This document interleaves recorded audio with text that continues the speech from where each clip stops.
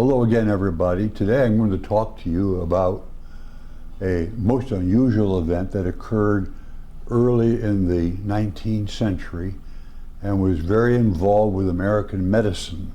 So we'll be talking a little bit about American medicine and a great deal about our hero today and the work that he did, which was so important in the world of medicine. The title slide, our first slide,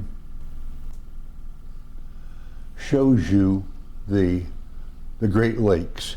And I'm not really terribly interested in the Great Lakes, but I am interested to the extent that most of the action occurs in this area. And the area where it occurs, I think I have a red arrow here, which may show you that. Yes, I do. Right there at the very top, or the northern end of Lake Huron, there's an island there. Many of you have been to it, I'll bet. Mackinaws Island. And it's very famous in history. And of course today, it's very famous because it's such a beautiful place to go.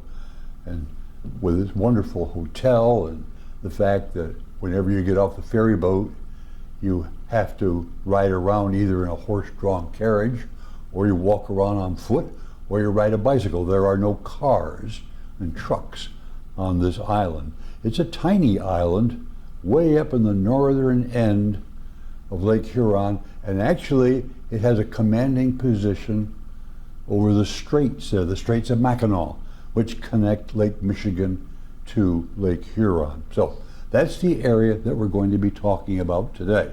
And the story I'm going to be telling you, I think, is almost stranger than fiction. And so, I think sometimes we can think that truth is stranger than fiction. Somebody said that, Mark Twain, I think. And the story I'm going to tell you almost defies belief. We're going to be talking a lot about early American medicine and the problems that were associated with early American medicine, or anyone's early medicine, whether it was European or American. I mean, it's just so different. You wouldn't, if you could be transported back, you'd never ever recognize the medical world of the 18th and 19th centuries. There was no clear-cut understanding of disease.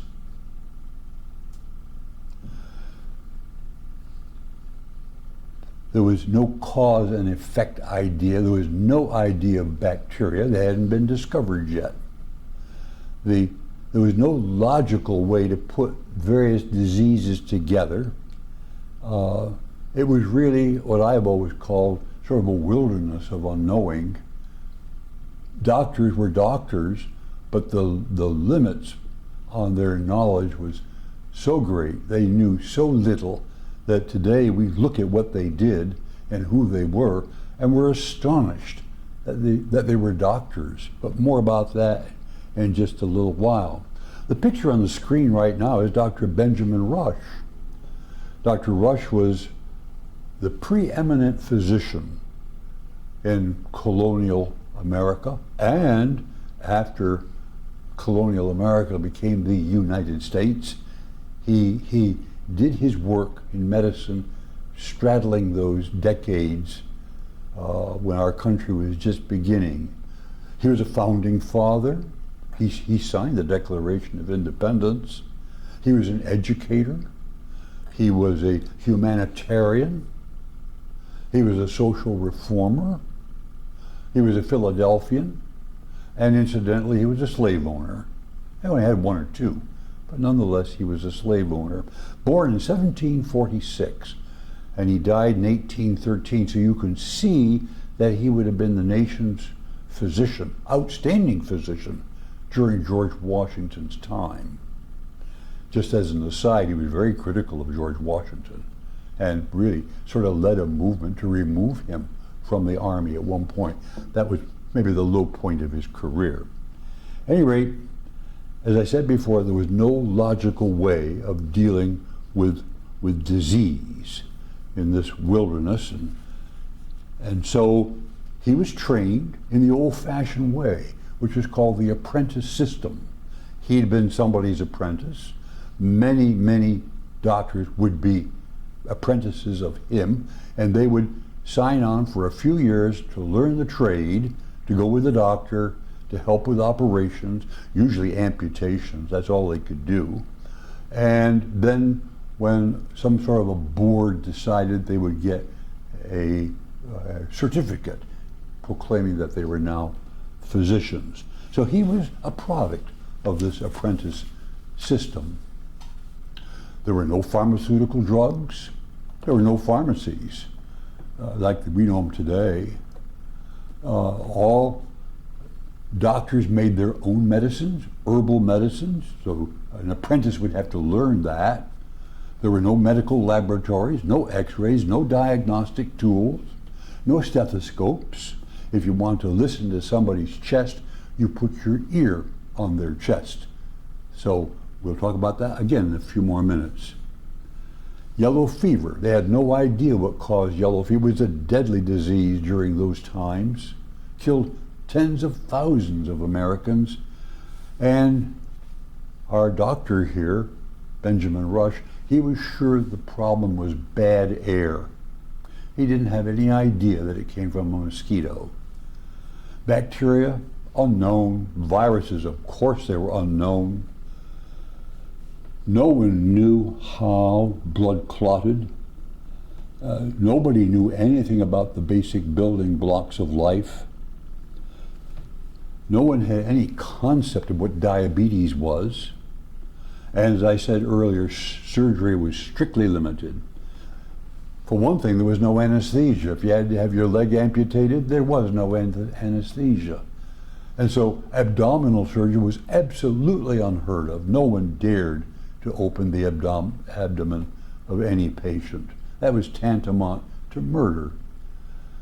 So no one understood how the body functioned, and no one really understood how food, which was taken in through the mouth and chewed, no one had any idea what happened to it. Nobody had any ideas about digestion. No one had ideas about the acquisition of nutrients from food. That was all unknown. During periods of epidemics like yellow fever, Dr. Rush would urge all the citizens to burn tar out in front of their homes in the streets, because those fumes would help rid the world of this agent, whatever it was. He had no idea what it was. So it was a time really of, looking backwards, of terrible medical practice. But as you try to put yourself in their position, that's all they knew. I suppose 200 years from now, people will look back at what we do with the same kind of sense of maybe horror and not being able to imagine how we can make such mistakes. We all have to operate within the realm where we find ourselves. There was no stethoscopes, so one of the earliest stethoscopes was this right here. That used to belong to me. It was on my desk, and it's a wooden tube with a hole all the way through it, and you put it against your ear and you put it down on someone's chest, and you could hear some sounds. Now, nobody knew how to interpret the sounds, but it was thought if there were sounds to be heard, why, somebody was still alive. That's a René Laennec stethoscope, which was invented in 1816. So such was the state of medical knowledge and medical education in the early 1800s, late 1700s. Dr. Rush's treatment was always the same. If the patient was ill, bleed him. One of his men that trained with him would become the doctor of George Washington, and he attended him when he had a flu-like symptoms and successfully bled him to death, I think. But that was applauded by everybody. Doctors were doing their very best using the bleeding technique and purging. That was also very important. And this is the ideas that were taught to people and would have been taught to our hero today that we're going to be talking about here in just a few moments. The general area we're talking about is this very old primitive map of the Great Lakes. It's surprising that that much was really known in the 1800s. Lake Ontario is pretty well delineated. Lake Erie is sort of headed in the wrong direction, but that's okay. And there's Lake Huron, and way at the top of it would be Mackinaw Island, which we're going to be talking about. You can see that down lower in the map, they got the Ohio River going north and south down somewhere in what would be West Virginia or Virginia today. Little errors like that. People just didn't know. Geography, or for that matter, medicine, all of that was relatively unknown. And now it's time to enter our hero, Dr. Beaumont. This is his home in Lebanon, Connecticut. He was one of about 8 children. He is the 5th born. His father had fought with Washington in the Revolution, and so had one of his older brothers. But our hero today, he didn't. And he was always sorry about that. He always thought, what a shame I was born last in the family. If I'd been born first, I too could have been in the Revolutionary War. This was the farmhouse, and it still exists incredibly. The homestead has been moved in Lebanon, Connecticut, to the village green, and it sits there today where people can visit it as a memorial to the great Dr. Beaumont. When he had a pretty good education, as education goes, maybe through the 8th grade, possibly, but pretty well trained and quite articulate and able to write reasonably well. And so with that, he decided to leave home, follow a brother, and he walked all the way from Lebanon, Connecticut to upstate New York on Lake Champlain, as far north as you could almost go, to a place called Plattsburgh, New York. So that he was following his brother, and once he got to Plattsburgh, he didn't really know what to do. And so he decided he'd become a teacher, and everybody accepted him. He knew more about basic education than anybody else, and he did that for a while and was quite successful. The parents all liked him. He was a good teacher. He did quite well, but he was bored. It's not what he really wanted to do. So he quit teaching, and he went to work in a dry goods store.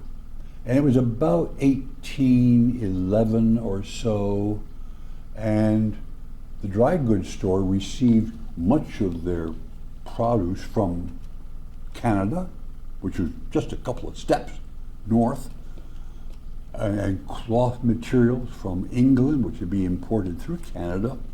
So it was ideally located and had a thriving business on these materials until the War of 1812 started, and all of that came to a screeching halt, and with that he was unemployed again.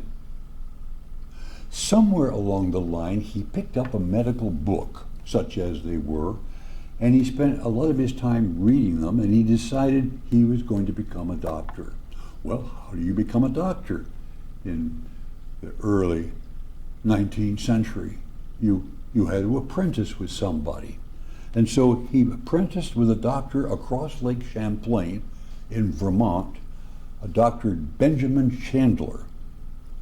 And remember, there were no medical schools, and so he worked with Dr. Chandler for a couple of years until Dr. Chandler thought he was ready to take his medical exams, and a board of 3 Vermont doctors gathered together to examine the candidate and found that his knowledge was quite adequate to become a doctor, and they declared that he should be given a medical degree in the state of Vermont, which would be good to practice medicine anywhere. And with that, he became a physician and went back to Plattsburgh and tried to start a practice. Well, he didn't do very well. For one thing, he seemed to have a hard time collecting money from his patients, and they realized he was a soft touch, and they tended not to pay him, so he got poorer and poorer as time went on, and he didn't quite know what to do, and then he was saved by the beginning of a war. In 1812, the United States declared war on Great Britain, and the War of 1812 started. And so he joined the Army as a surgeon. Actually, he was called a surgeon's mate, which put him at the bottom of the ladder in the hierarchy in the medical aspects of the Army. But he was glad to do that, and he went off to war. And he was involved in the battles of York, which was a disastrous American invasion of Canada. He was involved in the Battle of Niagara Falls, and finally in the Battle of Plattsburgh, New York, where he learned a great deal of surgery. He learned how to amputate limbs very quickly. He learned how to do other things, dressing wounds, fixing people's broken bones, whatever it might be, during the war. Well, the war, of course, ended, and he, when it was over in 1814, I believe, he decided to leave the Army and go back and practice medicine, and found he had all the same problems that he had before in terms of collecting his fees and so forth. And so he decided he would rejoin the Army. He'd never been happier than when he was in the Army. I suppose life was dictated for him, programmed in a way for his way of thinking, and he liked that style of living. And so he did that. But in the meantime, he'd fallen in love with a girl whose name was Deborah Green, and she lived in Plattsburgh, and he wooed her over the few years that he was studying medicine and doing a bit of a practice. And he would have married her right then, except there was one little problem. The fact is, she was married to somebody else, so she had to get divorced. But she was a Quaker lady, and he just loved the way she said thee and thou all the time. He liked the pattern of speech of the Quakers. This is a strange guy, you probably are starting to decide, but what he did was enormously important. So he was sent off to his first assignment after rejoining the Army, which took him all the way to the island we mentioned a while ago, Mackinaw Island. I haven't been showing you pictures here. I should do that. This is a picture of Dr. Beaumont. He's in the Army. You can get an idea of what he looks like. That was made from an ivory miniature. When he decided to go to the island, he had a long ways to go from Plattsburgh, New York. He took a steamboat to the bottom of the lake. He went on foot and by horseback to Albany, New York. He continued on by coach from Albany to Utica, New York. And at Utica, New York was a brand new canal called the Erie Canal. It hadn't been built all the way to Albany yet, but it went all the way from Utica to Buffalo. And so he was one of the earliest passengers on the brand new Erie Canal, which took him to Buffalo. But he still had to get across Lake Erie and up the Detroit River and all the way up Lake Huron to get to the island. And he did that in the boat that you see in this picture. The first steamboat on the Great Lakes, built in 1818. It has a funny name, Walk in the Water. It turns out the guy that built the boat showed it to a Wyandot Indian chief who watched this boat with a great paddle wheel on the side, turning around, and said in his broken English, "It walk in the water." And so the guy that built the boat, there's a name, we'll call it Walk in the Water. And this was that steamboat, and this is the boat that took our hero all the way up to Mackinaw Island. It took a few weeks to do it, make the trip, but that's the experience that he had the first time of being on a working steamboat. On the steam, I found this picture in an old children's book showing the story, and you can see the doctor there. He's in the military uniform to the left. A couple of deckhands, they're on the boat and looking at the island, Mackinaw Island. People on the beach, all kinds of drunken brawls going on, and between the fur traders and soldiers and Native Americans all mixed in together on the island. And you notice up on the top of the picture on a tall hill is a fort, and that's Fort Mackinaw, where he was to go and serve his time in the Army. I just thought it was interesting to see the picture from that point of view, a children's book. Here's another view of the fort that was drawn in 1853, and you see the island. It's a painting drawing of Fort Mackinaw, and it was he was a graduate of West Point.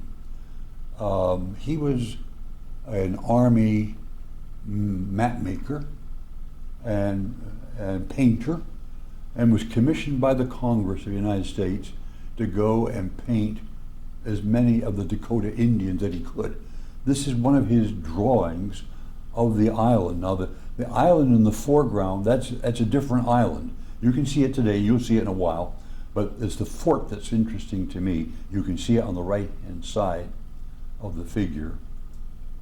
And I've got here a diagram of the fort. You can see here with the red arrow, that's the Western Blockhouse, and the blue arrow points to the hospital. That's where Dr. Beaumont would work. That was the base hospital. It's still there, by the way. The whole fort's still there. You can go there and visit and see what the fort looked like. Then the green arrow points to the officers' stone quarters.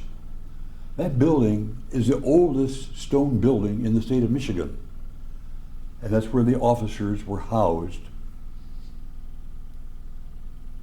I think the non-married officers, I believe.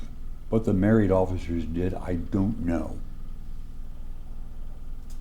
And finally, the purple arrow showing the South Sally Port. Sally Port is an opening in a fort's wall. That would be practically the only entrance into that fort. And if you go there today and hike up that ramp where you see in front, that's where you go into the fort, through the South Sally Port. This is the picture today of the stone officers' quarters. It's been really maintained and cared for. As you see umbrellas out there now, you can go out there and have a beer or whatever you might want, a cup of tea under the umbrella and look out over the great Lake Huron. Of course, in those days there were no umbrellas when he was there, so it just gives you a modern view of that situation. Here's the fort.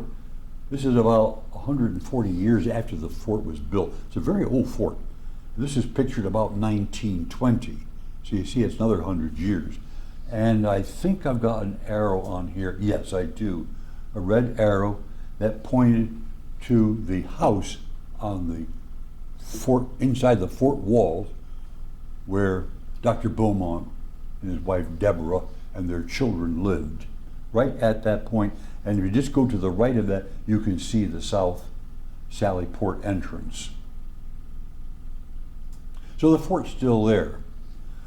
Well, here's his wife, Deborah Green Beaumont, born in 1787, died 1871. She married William Beaumont in 1821 in Plattsburgh, New York. They had 4 children, and 3 of them survived childhood. And I should have a picture of the entire family. There they are, Dr. and Mrs. William Beaumont's family. And you can see the children there. Lucretia, born 1827. She was not born at the fort. The oldest, I think I may have had that wrong, Lucretia, I got it right. Sarah was born 1822. She would be the firstborn. And Israel. It was Lucretia and Israel, the brother, who together worked on the biography of their father. And much of the information we have today comes from that biography.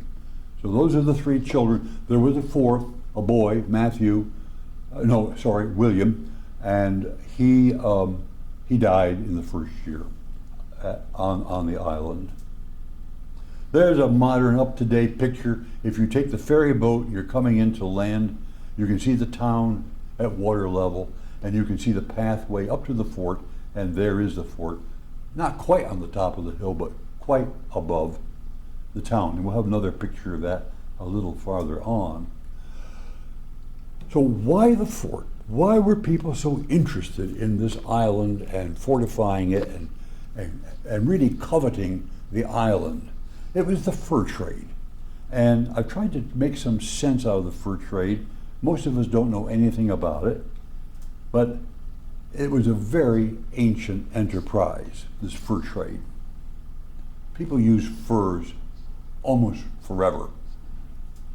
And the fur trade was prominent in North America from the 17th to the 19th century. And why wouldn't it be? Nobody had hunted or trapped the animals. There was a great abundance. It was nirvana, practically, from the point of view of acquiring furs, and particularly beaver pelts. So, in 1670, can you believe it, British Hudson Bay Company formed in what is now today Canada to control that fur trade, and the American Fur Company, led by John Jacob Astor, much, much later, but still right in the midst of the action, 1808, also involved with the fur. And John Jacob Astor's company built a store, which you're going to see here in just a few moments, and was very influential in the early development of the island. So it was the popularity of the beaver hats that really depleted beaver to practically near extinction, and it happened in a very short while. I'd say over 100 years, beaver went from being plentiful to very difficult to find, and the business simply folded. In that mix, there were a group of French Canadians. They lived up in what is today the province of Quebec, where Montreal is, and they were voyageurs, French for people who adventure, people who voyage.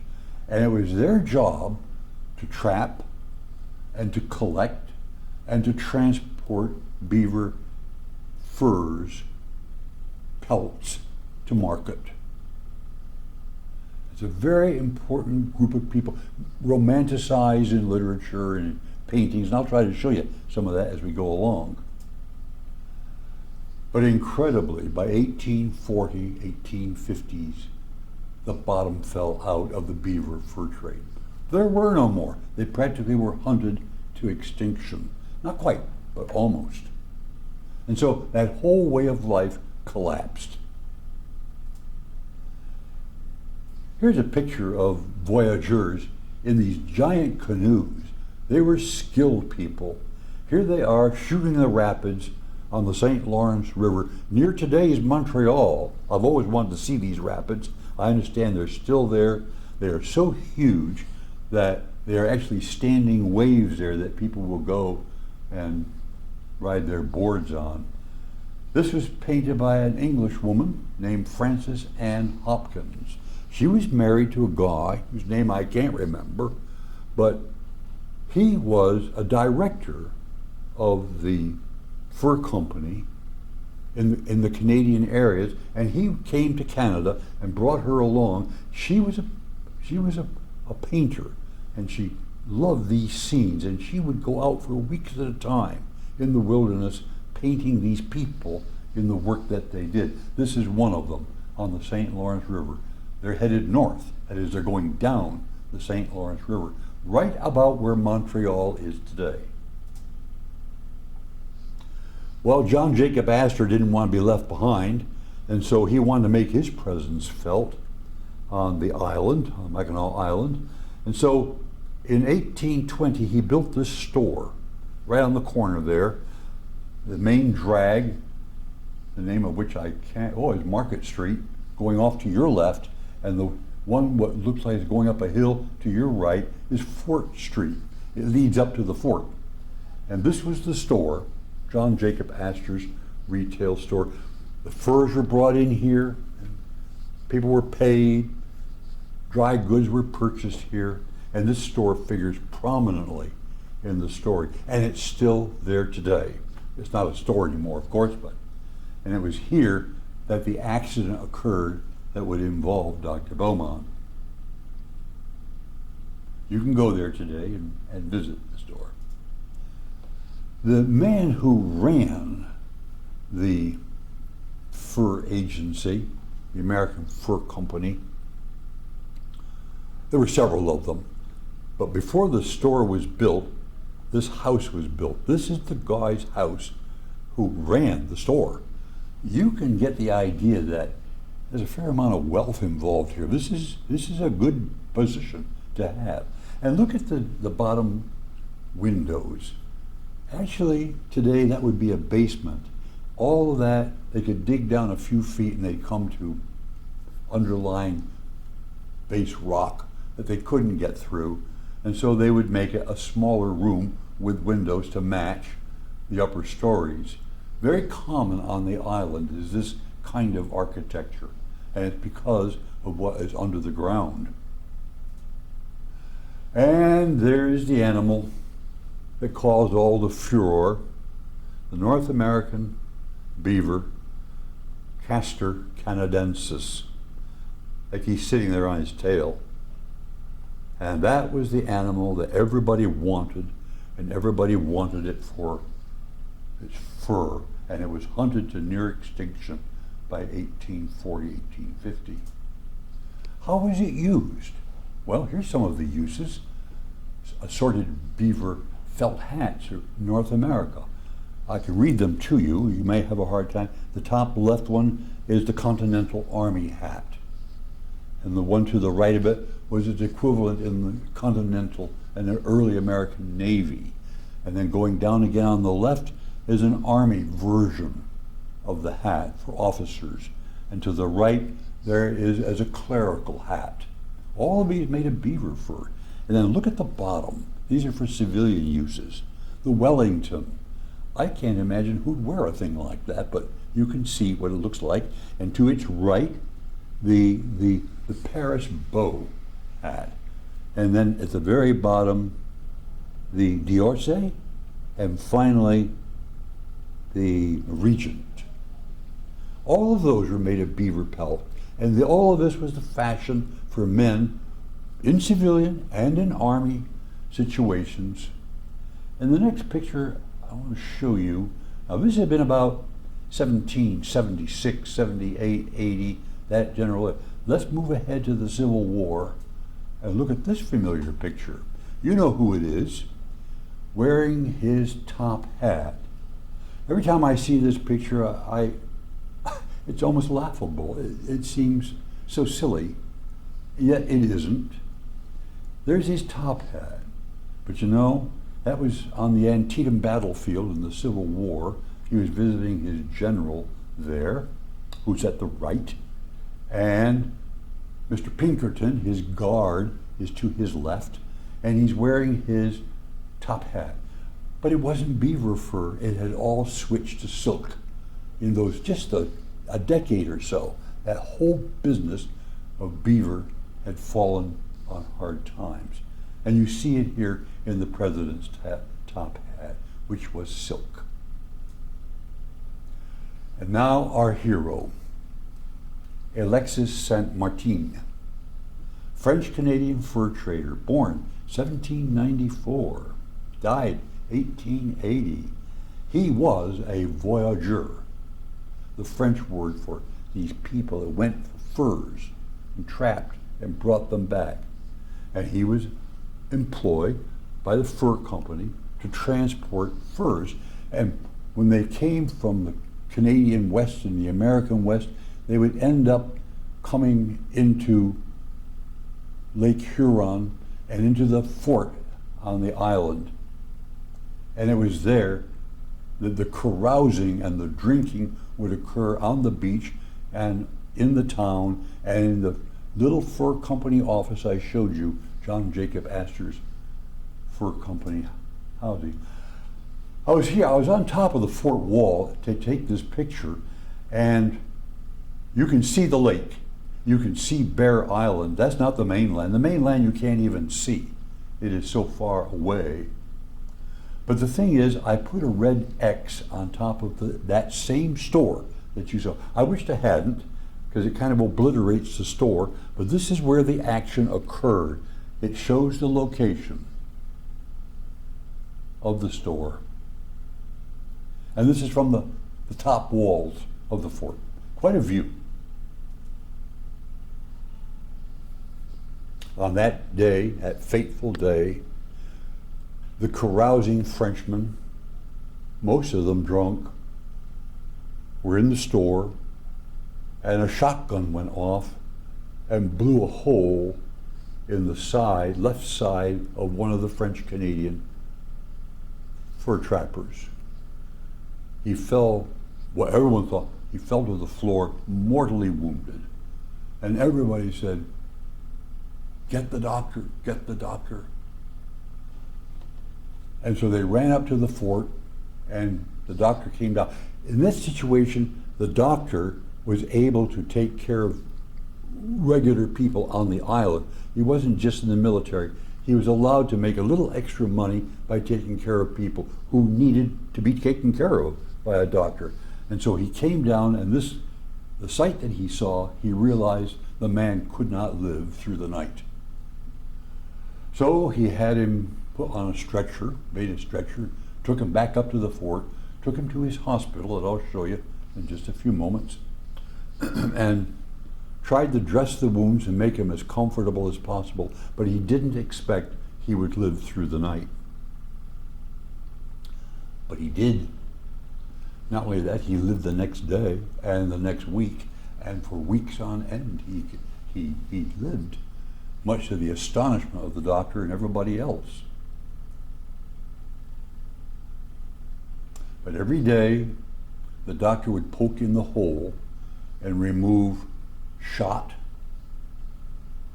fragments of bones from ribs that had been ripped to pieces from the blast, particles of clothing that had blown into the wound. All of these were causing Alexis great troubles, and so the doctor did that every day. And he finally said to Alexis, after he got everything out, which took weeks to do, he said, "I'll sew it up for you, and we'll close it." And Alexis said, "No way," or words to that effect. He did not want any more surgery on him. Remember, there was no anesthetic, so this is all without anesthesia. He wanted nothing more done except for the doctor to make some kind of linen dressing which he could wear and change every day. And that's what the doctor did. Here's the digestive organs, so-called gastrointestinal tract. The bullet had entered from your right on an angle upward, right through the spleen and through the top end of the stomach, and it did not heal. Whether the doctor found the bullet, we don't know. But he had this hole which would not heal. It would not close over. And as I said earlier, he asked Alexis, "Would you like me to surgically close it for you?" And Alexis said, "No, I don't want any more surgery." So that's the area where the wound was. And it just shows you the entire gastrointestinal tract there. This painting, called Mackinaws' Medical Miracle, by Dean Cornwell, was painted in 1938, so lots of it's imagined. We're in the doctor's so-called house. I presume the lady there is Deborah. I don't know. The children, you can see them here. You see just general disarray as the doctor's trying to take care of this open wound, and a very disgruntled Alexis San Martin in bed. You find that painting today in the Beaumont Museum of the American Fur Company in that store I showed you earlier. It's a most interesting painting. This is on the parade ground of the fort itself. You can go there. In fact, I stood here and took that picture of that building at the end is the doctor's hospital. Now, the trouble was with the hospital in those days, the roof leaked very badly. And so our doctor had gone around and made chalk circles all over the floor so he'd know where to put the buckets when the rain came. The building to the left, the large building to the left, is the stone officers' quarters where the doctor lived, Dr. Beaumont lived before he was married. And then as you move this way, beyond this next building, there's a house, and he and Deborah lived there and had their family. So that's in the fort itself. And you can go there. They put on parades and show you how the cannon was shot and so forth. Here is a modern day picture. I took this from about on the beach, looking up at the fort, very much like the diagram you saw earlier that the man the artist had drawn. And in this particular case, over on the far right side, down near the bottom, is a statue of Marquette, who was a Jesuit priest who had done exploratory work in this area a couple of hundred years before this time. I notice also lots of Canada geese there. Both of them want to be transferred, both he and his wife, and they asked and asked, and finally they got to leave back home to Plattsburgh, and then he had to go back again, but this time, instead of going back to the island, he was sent even farther west to a place called Fort Howard in the Wisconsin Territory. And I can point out where they lived. That arrow shows. And that today, it was a little community. She really enjoyed it. They had a house there and the fort, and she enjoyed it because there were other people there, not Army people, that she could interact with. That little community would become Green Bay, Wisconsin. And you can see where it's on Green Bay. So it's kind of an interesting sidelight into that area. When he was sent there, to be the surgeon for the Fort Hospital at Fort Howard, he required that the Army Department give him large supplies of material so he could inoculate not only all the soldiers at the fort against the disease that time, but also he could do the Indians. They were very concerned. He seemed to have been very concerned about Indian disease and trying to stop the diseases that were happening. So they were there for a few years, and again they were asking, they wanted to go more towards civilization. And so he was sent to the fort down the Mississippi River, and he didn't get very far. He got here, and because of the floods and because of disease at Fort Crawford, the general there made him stay, and he stayed there for nearly 6 years. He was not allowed to go. He was busy treating all these people for the various diseases and the Indian population, and he had with him at that time our hero, the man who had been shot, Alexis San Martin.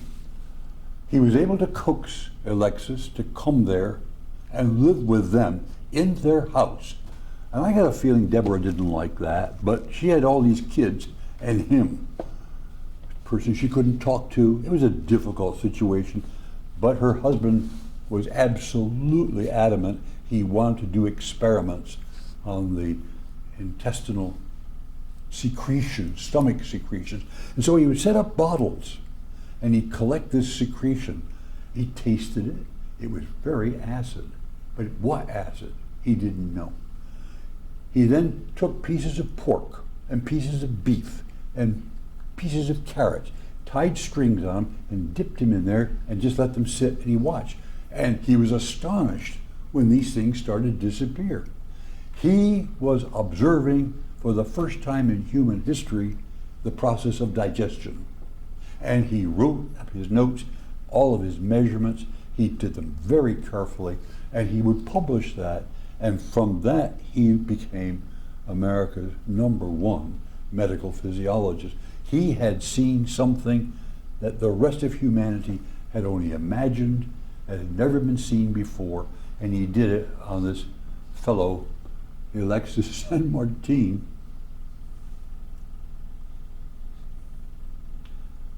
He was transferred from there to St. Louis, but he got down to Prairie du Chien at Fort Crawford, and he was stopped because Fort Crawford was having an outbreak of malaria. They were having an outbreak of the flu, and the commanding officer there made him stay there. I didn't mean to go that far.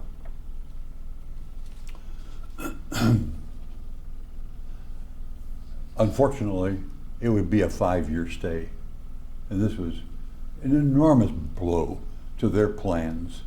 It was a terrible place to be. The Blackfoot Indian War was going on, and so his home, which was in Prairie du Chien, not in the base, was attacked and by warring Indians. It was an extremely difficult time in his life. Finally, he got leave after all those years to go back home to Plattsburgh, which he did with his protege, Alexis San Martin, and he continued doing experiments on him, and he took San Martin to Washington to show him to the War Department and did demonstrations of how he could drop food on string into this man's open stomach and show the process of digestion, which made a great hit as far as medical knowledge was concerned, but it was uncomfortable for San Martin, who was looking really for a way to really go home. And on the way back into New York State, up to Plattsburgh, he made a break for the Canadian border, and he disappeared for the rest of his life as far as Dr. William Beaumont was concerned. Beaumont spent the rest of his life trying to get him to come back. He sent agents with money. He did everything he could to lure him to back not only to New York State, but also to St. Louis, Missouri, but it never worked. He never saw him again. There's a picture of Dr. Beaumont in St. Louis. He was a very popular doctor. He was the surgeon for the medical post, Jefferson Barracks it was called, in St. Louis. But in those days, as I think I said earlier, he was able to have a private practice. He could supplement his income with a private practice. And he was exceedingly popular amongst the citizenry of St. Louis. He had a big practice, and more he spent more and more time at that, and became more and more disenchanted with the Army. And I must add, the Army became disenchanted with him, and they were glad to see him finally retire from the Army. And he had this portrait made, I think, sometime between 1835, I think it's later than that, up to somewhere 1850 or so. No one's really sure, but it gives you a pretty good insight into what he looked like at that stage of his life.